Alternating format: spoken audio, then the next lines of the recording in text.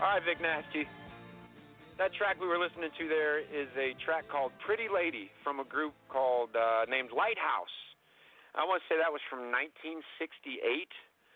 And the reason I had that spinning, man, is you might recall the episode where Leahy and Barb were sitting down having a little drinky poo out on a date, and then lo and behold, there's Sam Losco on stage singing karaoke. Remember that episode? Right. Oh, yeah. Love that song. Had no clue who sang it or what it was until a couple days ago when I started searching for it. I'm like, wow, never heard of this group. They're pretty cool. But Vic Nasty, without further delay, our guest tonight, Mr. Sam Tarasco, a.k.a. Sam Losco on the Trailer Park Boys. Sam, how the hell are you, man? Pretty good, fellas. Pretty good. Awesome. Well, I'm glad to see you made it home safe and were able to join us tonight. Hopefully we're not being a big thorn in your side. No, not at all. I mean, you asked me a few times. Finally, I guess I just had to give in. Well, I hope, again, I wasn't a big pain in your ass, man, but I'm a firm believer in... I was just teasing you. Cool, man. Persistence pays off, And that's what I was thinking, man, when I messaged you earlier this week. I'm like, you know what, son of a bitch, this guy's going to be like, fuck this guy. He keeps fucking bugging me, and I was waiting for it, just like, fuck off, dude. But what I found, Sam, we've had Lee McInnes on the show before, and I went and saw Randy and Leahy, I think a month or two ago over in Danville, Illinois. And what I found with you guys and really the cast, you guys are very accessible, and all you guys seem to be really laid back and cool folks. I mean, unlike a lot of superstars and other folks that I've ran into in my life. And for that, we just got to say thanks for being real, man. I wouldn't be talking to you. Right, exactly. So there you go. I'm just a regular guy who found myself in the right place at the right time, and the right people thought I was funny and offered me a chance to do something that I've always wanted to do, and it turned out that I love doing it. And so since then, I've been trying to expand on that. That's all this is. That's why if I seem like a regular... I used to be a prick. I used to be a really mean guy. And when I started doing the show, they told me I have to be nice to everybody now. It was hard. The first couple of years was really hard. But then I got used to it, and now people expect that of me. Well, and I think that, as I was researching the show, Sam, I saw in your past before this, you did some bouncer work, you did some bodyguard work. And, I mean, in that line of work, you kind of got to be a prick, Well, there's more than one way to skin a cat, as they say. I was always of the belief that you didn't have to fight. If I could talk you out of it, then it was always to your benefit. But ultimately, I didn't have to do the fighting because I hired the big ugly guys who could do the fighting. I just had to try and talk you out of it. Hell yeah. So, Sam, you're going to be coming to Illinois next Sunday, May 22nd. You're going to be in Crest Hill, Illinois at Bada Brew. You're bringing your stand-up. There's a whole lot more that goes along with this show. Is this the first time that you've went on tour? First time in the States. I've done the show, I guess about half a dozen times now. And I've done other, hostings where I'll do part of the show. But a lot of it is just trying to interact with the crowd. I love meeting new people. I love new experiences. So a chance to go down to the States and see a whole bunch of places I've never seen before but heard of was too exciting to say no to. Man, no doubt. Well, Vic, let me throw it over to you, bud. Sam, it's great to have you on the show, man. I'm glad you're here. Where did this journey start out for you? When did you get the acting bug, and when did that happen? Oh, that episode where it says, I was in the play in junior high, that was actually true. I was in theater arts in high school as well. And it's funny, I just came back from my high school's 50th reunion, and they were making jokes about the fact that I was in theater arts, because I was a jock, and most of the jocks didn't go for theater. But that's where all the hot chicks were, so I figured, what the hell. So yeah, I always liked doing that. I was the class clown, I guess. For hazing week when I was playing football at university, for hazing week, I was always the guy coming up with the pranks and the jokes and that kind of thing. I mean, I pulled the prank on my boss at work. It took me about 12 days to do it, but it was incredible. He had a big case of water under his desk, and every day I would steal 2 or 3 bottles of water and hide them. It's funny, I hid them in his bottom drawer, which he never goes in. So over the course of 10 days, every day he would come in and he goes, "Who's taking my fucking water? Who's taking my fucking water?" So finally, the last day, I took the last 2 bottles, and he lost it. I wasn't even in the office. And I came in the next day, and I said, "Hey, guys, listen, when I asked Neil where his water is, get ready." So I waited, and then he came in, he sat down, and I go, "Hey, Neil, can I borrow a bottle of water?" He stands up, he goes, "Are you fucking kidding me? Are you fucking kidding me?" And I go, "Well, here, take one of mine." And I opened up the bottom drawer, and he saw all his water sitting there, and he just looked at me once. I know he wanted to throw the stapler at my face, that was for sure. Oh, no shit. But there's better than that. I do better jokes than that. Hell, I was going to set up the old, set up a Facebook account, tie it to Tinder, and then go out there. I was going to use his name and sort of feminize his name, and then ask guys to send me dick pics, and I was going to get his email address or his cell number and get them to send dick pics to his cell phone. Jesus, man. Yeah, don't piss me off. Oh, yeah, no shit. I was say, what'd he do to piss you off, Sam? No, that was for fun. If I was mad at you, oh, Jesus, yeah, don't piss Sam off. Holy cow. Yeah, there's all sorts of stuff you can do. Goodness. Well, Patience Sam, is the secret, you see. With jokes like that, it takes a couple of weeks for the whole joke to pull itself together, but when it does, it's epic. Dedication. No shit. Definitely takes dedication. So, Sam, the show that you're bringing to Illinois and the show that you're bringing to the States, of course, you know, it's going to feature you with your stand-up comedy, but there's a little bit more to the show. What exactly are people going to get when they come to Bada Brew next Sunday? Well, for starters, there is the stand-up. I do tell some jokes. If you don't think they're funny, I mean, too bad. You paid to get in. I didn't fucking make you come. But the audience reaction has been very good. As I said, I also play off the audience. So the more ammo they feed me, the easier it is to fire back. I love to sing, so I'll sing a couple of songs. They call it karaoke, but essentially it's a track set because the music's there, but the words aren't up in front of me. However, if any of the bar owners want to set up a karaoke machine, I will stay after the show and host a karaoke show for anybody who wants to stay and sing. I'll put that out to all the bar owners that may be listening to this. I also do, I judge a hot dog eating contest. There's no way I would enter it because I know what goes into those hot dogs. Let's just say the main ingredient is love. The main ingredient is love. So yes. They'll take a piece of me home with them when they finish the contest. So I'll judge that. And I have a secret contest that I like to do at the end that involves the men and the ladies that I think everyone will really, really enjoy. Every time I've done Hello, it, Sam. They were thrilled by it. Yeah, I'm here. You lose me? All right, Vic. I'm here. Hello? Hello? Oh, my God, I thought you guys were ahead of us technologically. It's going to be a little bit challenged, Sam. Hello? This is your first trip to the States, Sam? I mean, have you toured through the United States before? Nope. Well, I've been down to the States before, but never doing this kind of thing. That's for sure. Definitely. It's definitely going to be, do you think the crowd reaction is going to be different than the shows you've done in Canada? What are you looking for? I'm looking for Trailer Park Boy fans to come out because if they come out, they will not go home disappointed. I guarantee you that. The last time I was in Chicago was in 1975. I was at Proviso West High School for the Junior World Wrestling Championships. Right. That's the last time I was there. So I'm looking forward to coming down there and traveling through the States as well. That's for sure. Definitely. You know, going from the academics and, you know, you have your teaching degree and everything, what was it like for you to be on, you know, the set of a TV series? Oh, it was amazing. It was amazing. Like I said, I got on by fluke. Ricky and I were in a bar one night, or Rob and I were in a bar one night.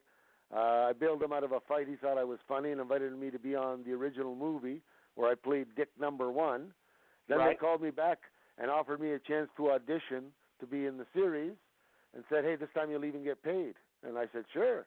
And I went. It was 2 hours work, and I made a decent paycheck, and it was fun watching it happen. Then they invited me back for season 2, and I guess the rest is history. They left me out of 3 but brought me back for 4. You know what I used to do, I'll tell you, is when I was working concerts, and people would recognize me, and they would ask me to get a picture with them, I'd say, I'll tell you what, I'll take a picture with you. This is after season 2, and I wasn't in season 3. But Right. You got to go to trailerparkboys.com, post the picture, and say, where the fuck is Sam? So a lot of fans were doing that, I guess, and they called me back. Right. Is that the reaction you've been getting? Have you been surprised about, the reaction you've got from being on the Trailer Park Boys? I love that people say I'm not in it enough. I'm always happy for every minute they give me. I'll never complain whether I'm in it for one scene or 5 episodes. I appreciate whatever opportunities they give me. I just love to do it. I love the cast and the writers are the cast really, but the guys are great. They've always been great to me. Definitely. Do you have is there, a scene that most of the people they ask you about, or is there an episode that most, fans come up to you and talk to you about? Well, the older fans love the election. They love the fact that I got high on mushrooms. But I guess the truest fans or the most consistent fans continue to follow it and always relate to the last episode I was in. So now they're all making jokes about the Denture King. Before that, it was about Swiss Chalet. And before that was about Doug the Bounty Hunter. Definitely. Well, Sam, how much creativity do they give you with your character and the lines that you have, or is everything written for you? All the scenes are written, and we go through them, and then essentially they would say, now make it your own, which means stick to the storyline, stick to the hard spots of the script, but make it seem as natural as possible. And since I am kind of a caveman, it kind of comes natural to me. Oh yes, my man. And I got to ask, as far as season 10 goes, with the end of that, when you first read through the script and you got to the end of season 10 and you saw what happened, did it surprise you at all the way that they ended that season? The way they ended the season, or my portion of it? Well, just the season itself. Then here I'm going to be brutally honest, I haven't finished watching it. Oh, you haven't? Nope, too busy. I watched the episodes I was in to make sure that it came out as good as I was hoping it came out. And then I have a full-time job, I have a part-time job, I have a lot of things that I like to do, so I'm on the move all the time.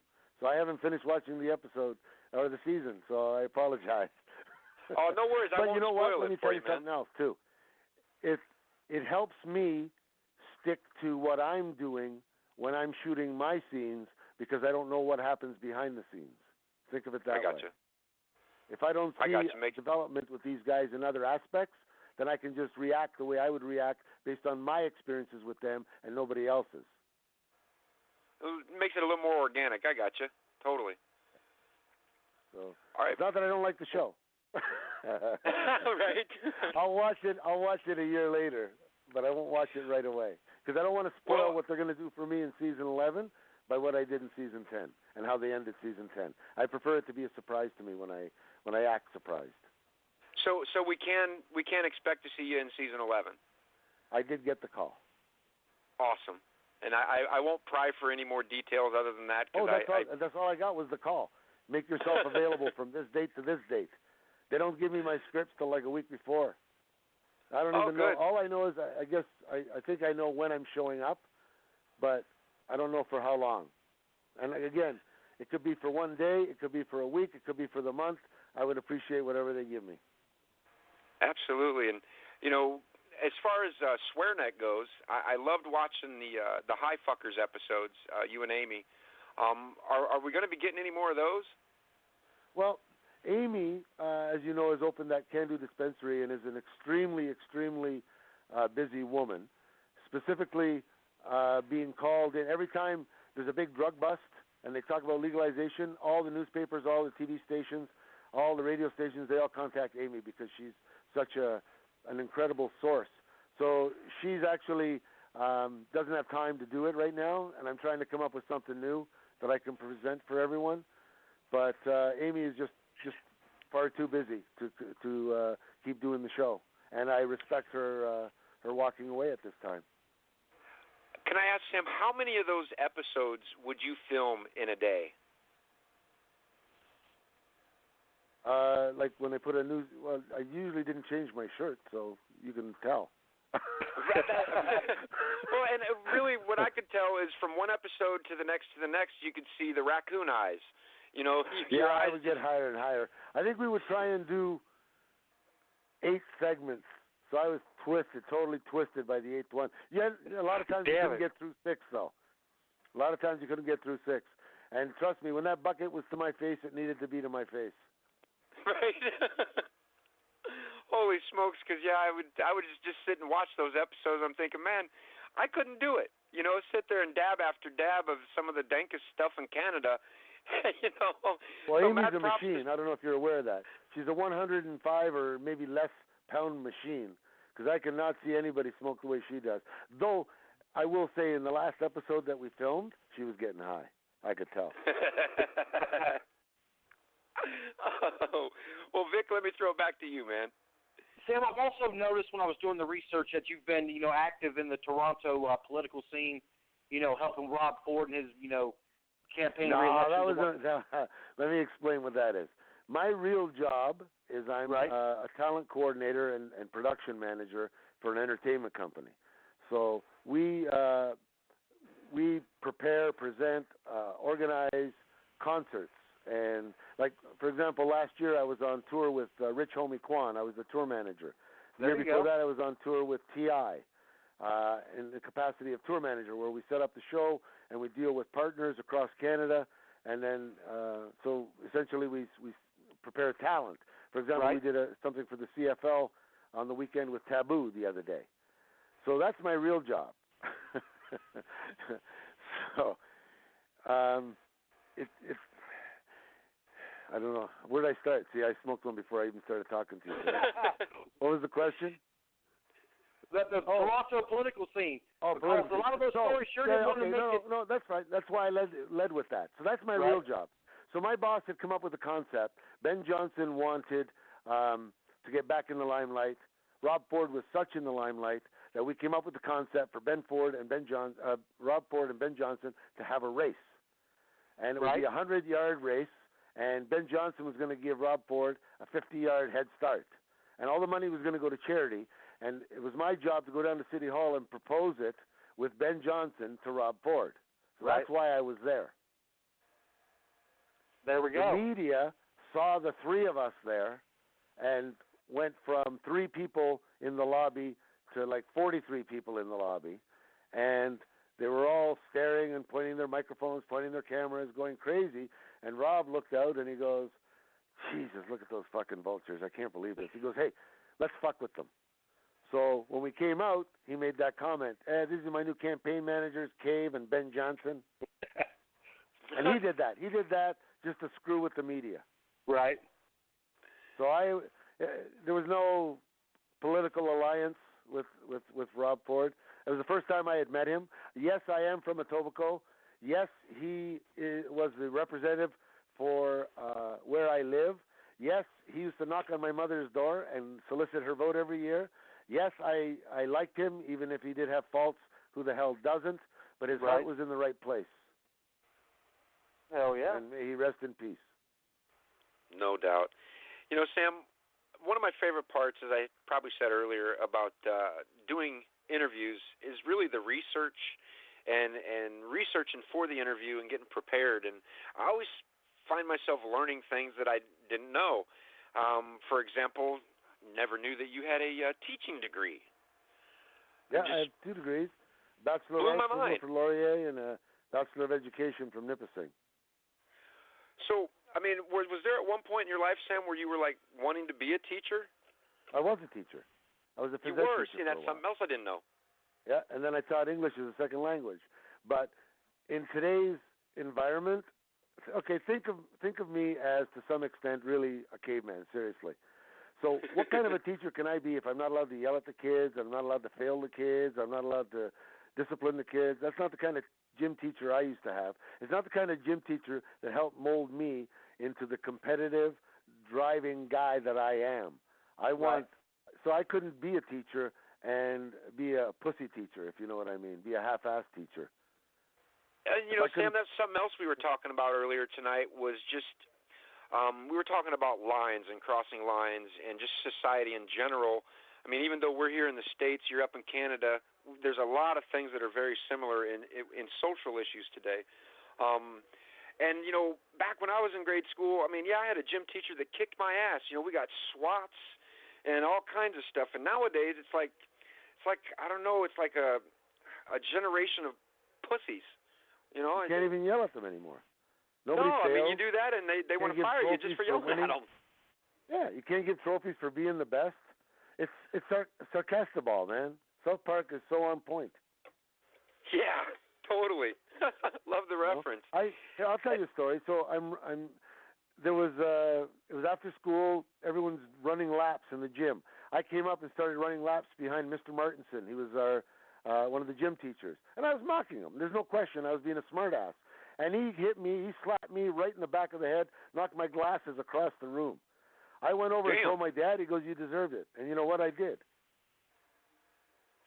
Yeah, you do that today, and he would have been in jail, you know, buried under the jail on charges, you know. Even though it was totally my fault, and I totally deserved it.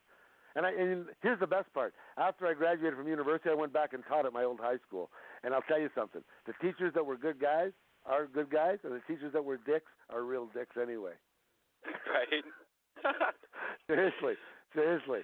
I mean, I had the pleasure of seeing some of them last night, and it was awesome. It was amazing. You know, Sam, did you have that moment last night at the reunion, you know, where you just kind of, in your head, you saw some of the people that just really gave you a hard time? I mean, and you were just like, yeah, motherfucker, look at me now. Huh. No, I was the hard time guy. Remember, I was a prick. Yeah? Well, I was captain of the football team, captain of the wrestling team. I wasn't the smartest guy, but nobody fucked with me. Oh, yeah. And, you know, Sam, I wasn't a bully by that stretch. I wasn't a bully. I didn't go after people, but nobody challenged me for the most part. So I didn't. They knew better? Well, yeah. I mean, I always defended my friends. If you picked on my friends, then you had to deal with me. So in that regard, I guess I was a bully. Yeah, well, as long as you didn't go looking for it, that's the important part. Nah, I didn't need to. I always found it, and I didn't need to go looking for it. That was for sure. Well, Sam, something else that you've done recently to keep yourself busy was a movie I'd run across, Indestructible, a 2016 film. I couldn't find much about it other than it was about a young man that kind of immersed himself into a comic book fantasy world. And I know my boy Vic is a big comic fan. Oh, yeah. And it's also nominated. It's going to be showed at the Cannes Film Festival. I don't know if you're aware of that. No shit. Yes, I was so proud of that. I'll tell you how that happened. 3 years ago, I got a random phone call from a fella, and he goes, "Is this Sam Tarasco?" And I go, "Yeah." He goes, "You play Sam Losco?" And I go, "Yeah." He goes, "You do stand-up?" And I go, "Yeah." Sure. Having never done it in my life. So that's the guy who encouraged me to start this. And he called me and told me about this movie that he was helping produce for a bunch of university students, and asked me if I would be a part of it. And I said, yeah, absolutely. So they got permission from ACTRA to not have to pay me to do it. You know how unions are, but my union is pretty good. They let you do stuff for free, as long as if any money comes from it, then they get paid. So it's really cool that they let me do stuff like that, because I like doing college film and stuff like that just for fun. And I don't have time. Like I said, I have a real job. I have a full-time job. I also do collections for an MMA gym. No kidding. It's not. Yeah, I do a lot of stuff. It's what I like to do. I like to stay busy. So I would rather go do a one-day, couple of hours with a bunch of university students and help them hone their craft to build their careers in the future than go and audition and take time off work and that kind of thing. No doubt. Well, you know, with you mentioning that you do the collections for an MMA gym, I'm a huge MMA junkie. Are you much of a fight fan at all? Oh, yeah. I mean, I just did 2 appearances for Misha Tate in Edmonton and Calgary. Again, part of my regular job. I went on tour. I took Chris Weidman and I took him out to Ottawa. Luke Rockhold, we just booked him for a show. My boss is very, very tight. The Substance Entertainment Group is very, very tight with the UFC and MMA, and I get access to a lot of MMA fighters, and I work in the Fight Network. If you ever heard of the Fight Network, you can get it on absolutely, cable. man. Okay, well, my desk is inside the Fight Network studios because we work alongside with those guys. So, yeah, Ram Dean, Robin Black. I'm going to drop all their names in case people watch the show. Yeah, I see those guys every day. Wow, man. And see, I even doing my research, I didn't learn about that. That's what I love about these interviews, man. And Sam, I got to ask you, you said you like to meet the fans and meet people. A friend of ours, his guy's name's Bart Chateau. He sings with the Trans-Siberian Orchestra, and he's much like you. He likes to meet the fans. He likes to hang out and get to know the people that appreciate his work. And he had a few horror stories of actually meeting fans. Once he went shopping and was at the mall with these weird dudes and thought he'd never make it home alive. Do you have any crazy stories like that where you met a fan and you just thought, oh my God, what have I got myself into? No, not really. I can take care of myself, and I know how to talk myself out of situations. My only thing is, a lot of times I don't like them really I don't mind taking pictures, but you don't have to hug me to the extent that, you know what I mean? Just chill. I'm just a regular guy. But I'll tell you something funny. I was doing my show in Ottawa on April 2nd, and I was singing to this older lady sitting in the front, and when I went down on one knee and leaned toward her, she buried her face into my mouth. It was ridiculous. I knocked my hat off, pulled me down off the stage almost. It was hilarious. It was great for the audience, but, yeah, that's not cool, guys. Right? Holy smokes. I mean, hey, who doesn't want to feel sexy at my age? But you know what I mean? Just hold back a little bit. Respect the personal bubble here, man. But other than that, I can usually talk guys out of stuff, or I can get them to do other stuff. I can go, hey, why don't you go get that guy to and get him to do a practical joke, and then I can disappear. Right. Hell yes. Well, Vic, let me throw it back to you. Sam, is the notoriety and the Trailer Park Boys and what have you, is that taking you any place where you never thought you would be in your life? Have you ever, went somewhere where you're like, man, I never thought I would be, doing this right now? Not so much that as the people that recognize me sometimes freak me out. Right. Again, I was doing my bodyguard work. I pick up Redman and Method Man to take them to a concert. Method Man points at me and goes, hey, Trailer Park dude. That was fucking cool. Hell yeah. Oh, yeah. Right? Now, wait till I see Snoop Dogg. He doesn't know that I'm the guy from the show. I've taken care of Snoop Dogg 3 different times. So if I get a chance to see him, I can say, now you remember me? It's a different thing. No doubt. Awesomeness. Well, Sam, listen. That's cool. I mean, Russell Peters. You know who Russell Peters is? The comedian? Yep. Yeah. He knew who I was when he came to our office. And that's cool. How can that not be cool? Well, Sam, we've taken up about a half hour of your night tonight, man. I don't want to impose too much. We've had a blast talking to you, my man. Back to your show next Sunday night. You're coming to Bada Brew in Crest Hill, Illinois, bringing the craziness that is Sam Losco and the Greasy Caveman of the Trailer Park Boys. Just wanted to give you one more opportunity, Sam, to let our listeners know and everybody listening tonight know, what to expect when they come and, what it means to you, to actually hit the road and bring this show to the States. Well, mostly what I want to do is I want to let our American fans know that you guys play a huge part in our success. I know a lot of it was underground for the most part, but word of mouth and constant, you got to see this, and sharing it like that helped make Trailer Park Boys what it is today. If it wasn't for, America is like the marketplace. You got to understand. If you can make it there, you can make it anywhere, like they say for New York. But the love that we've been shown from the States has helped me become not just some failed teacher. That's all I can say. Awesomeness. Well, Vic, do you got any final parting words for Sam tonight? Sam, just keep on the grind out there, man. I love watching you every week, and you're right, you do have that American support, and I can't wait to see what you do next season, man. Awesome. See, you sound American. Your buddy doesn't. You sound American. I got a little bit American. of that southern twang about me, American? You know? Yeah. American. It's been a pleasure, guys. Anytime. Awesome, Sam. Well, listen, for myself, everybody listening, and those that listen to this later on, man, really, again, want to say thank you so much, and looking forward to your show Sunday night up at Bada Brew in Crest Hill, Illinois.